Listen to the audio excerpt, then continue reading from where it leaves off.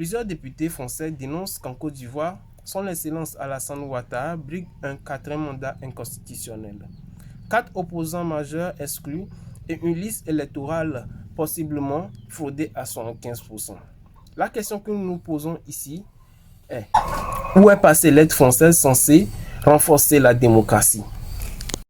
Bref, bienvenue sur l'Affût, une nouvelle chaîne dédiée à rester éveillé sur les actualités mondiales. Ici, on parlera géopolitique, des mouvements sociaux, de ce que les médias classiques survolent très vite. Sans passer par 4 chemins, je te propose aujourd'hui une analyse très intéressante faite par un monsieur dont je tairai le nom, une voix qu'on n'entend pas assez souvent sur le sujet. Avant que je vous dise ce que je pense sur le sujet, je vous laisse écouter son point de vue, à vous de voir et à vous d'en juger.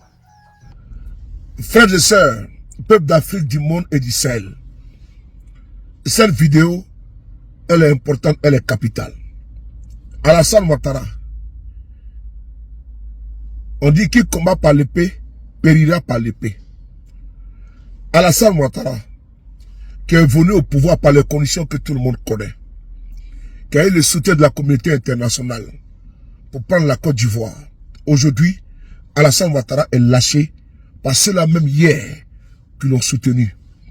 Je tenais ici, par cette vidéo, demander encore aux opposants de Côte d'Ivoire, au soutien, de continuer à mettre la pression sur le pouvoir de Ouattara. Parce que tous les messages que vous véhiculez, que nous véhiculons, tout le lobbying que nous faisons auprès de ceux-là même qui ont soutenu Alassane Ouattara hier, ces lobbying sont en train de payer. Je vais ici prendre ici un exemple. Un député français qu'on appelle Aurélien Taché. Aurélien Taché a saisi le gouvernement français afin de lui faire cas de la situation politique délétère en Côte d'Ivoire. Et voici ce qu'il dit d'abord en premier.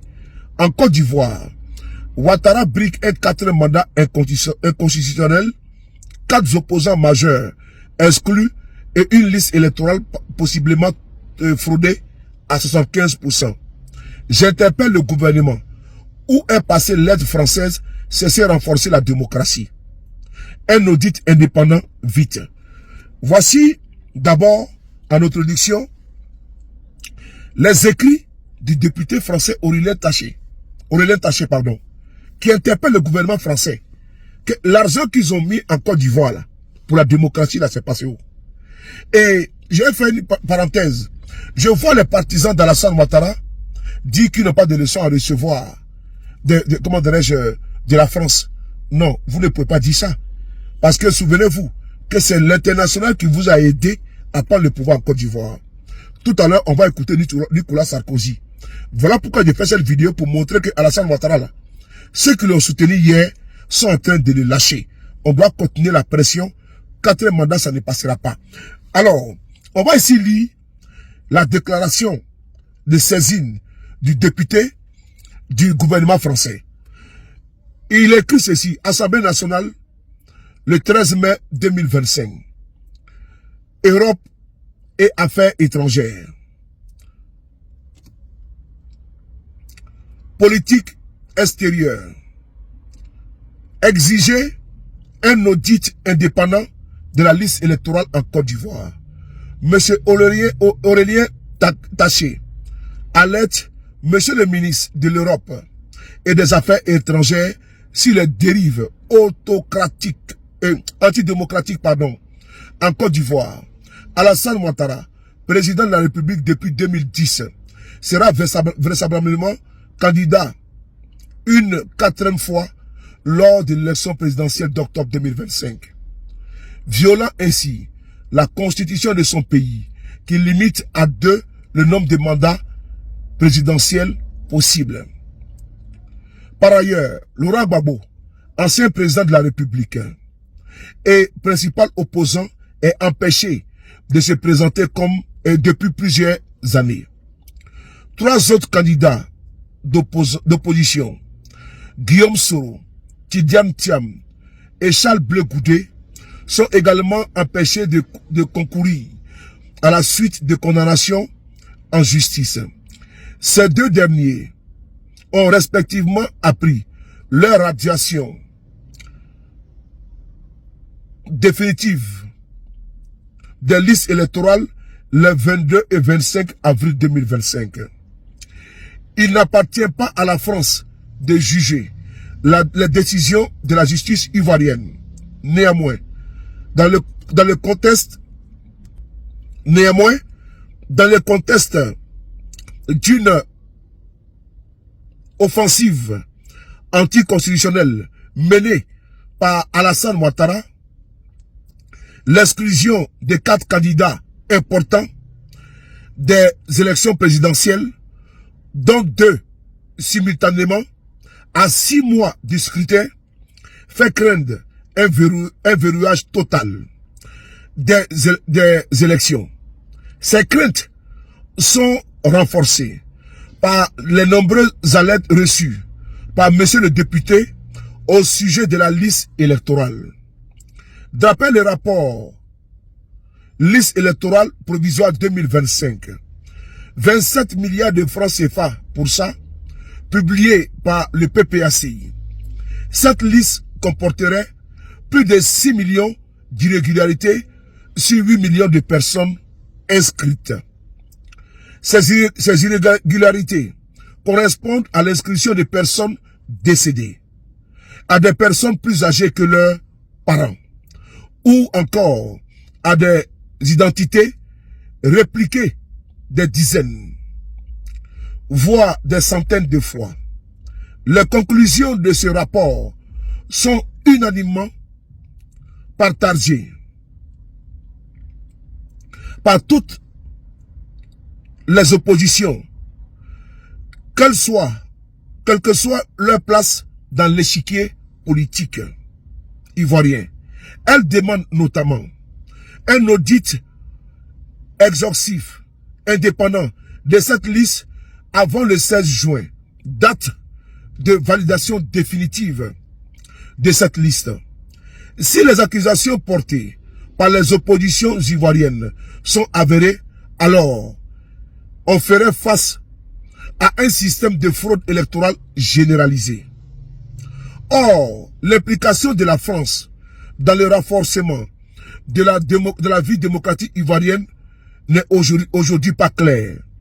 Dans sa réponse à la question écrite numéro 106-12, posée par Madame la sénatrice Michel Gréaume en mars 2024, Monsieur le ministre des Affaires étrangères indique que le ministère a financé le projet, ouvrez les guillemets, État civil pour tous, mené en partenariat avec l'Office national de l'État civil et de l'identification ivoirien, ONESI.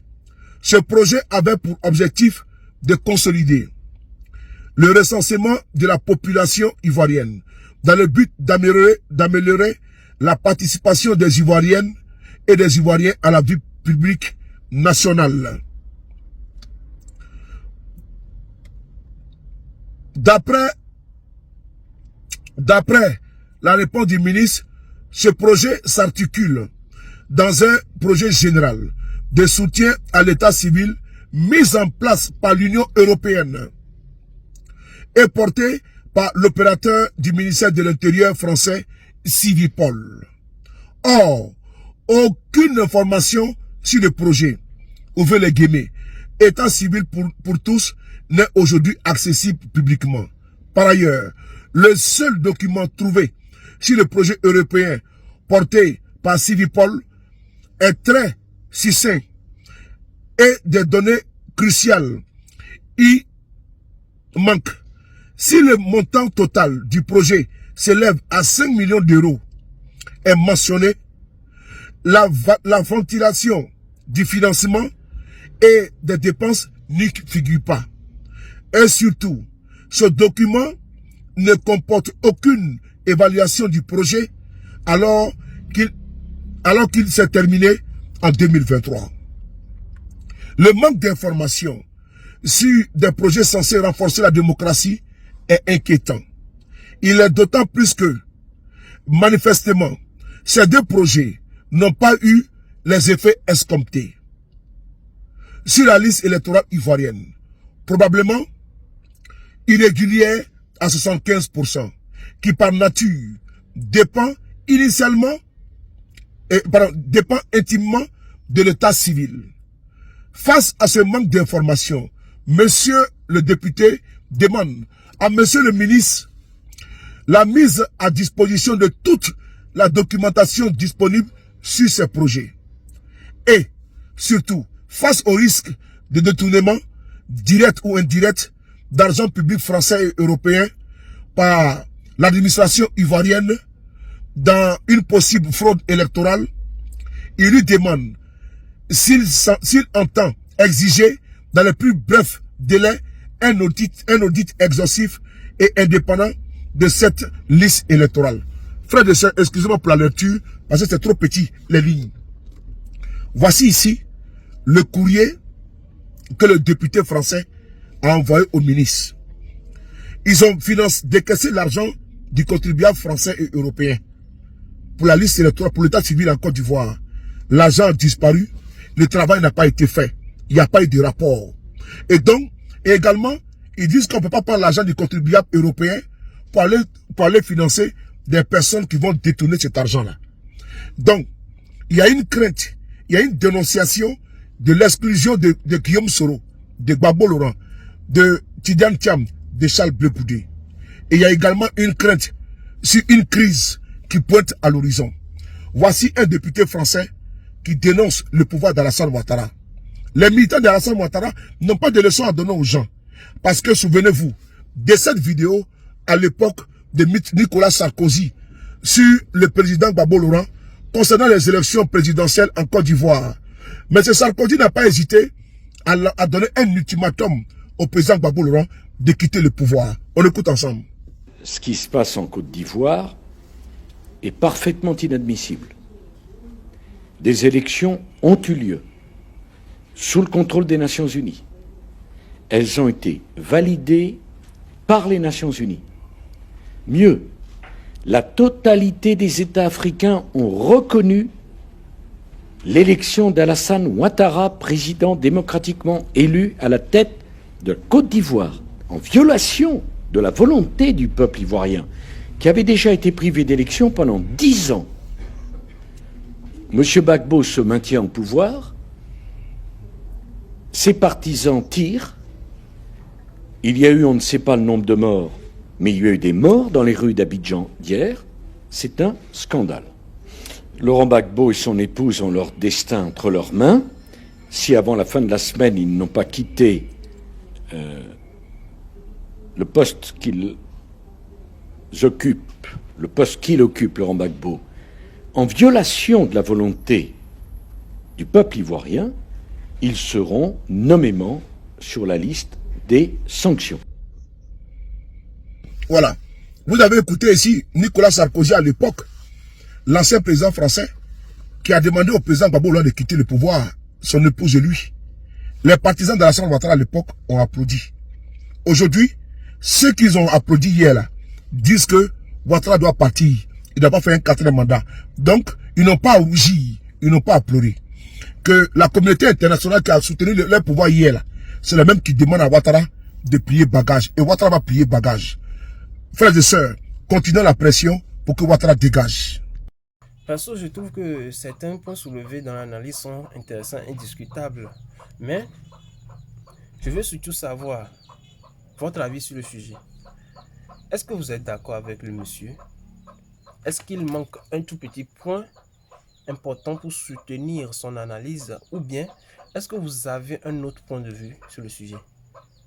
Je vous invite à laisser vos commentaires. Ça me ferait plaisir de lire vos avis sur le sujet et de les débattre avec vous. Merci d'avoir regardé. C'est le début de cette nouvelle aventure. Tu peux t'abonner, laisser un commentaire, un like si tu as aimé. Si tu veux suivre d'autres analyses et si tu es là, tu es l'un des premiers à y croire.